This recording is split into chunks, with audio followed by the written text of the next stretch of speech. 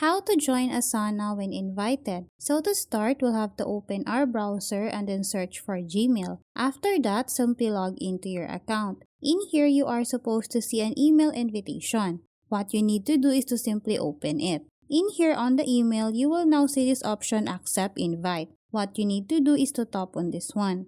Once you accept the invitation, you will be automatically redirected to Asana Workspace. In here, you can now view the projects of that workspace. And then if you want to open a task, simply tap on the task that you want to open. And then in here, you can add a comment, edit the description, and then change the settings. So as an example, I'm going to add a comment. So I'm just gonna scroll down, and then as an example, I'm gonna type here, I am almost done with this report. After that, we'll have to tap on the comment option. So that's how easy we can accept or join Asana when invited. Thanks for watching, and if you find this video helpful, please don't forget to subscribe, hit the like button, and then the notification bell so you won't miss any of our future videos. See you on the next one.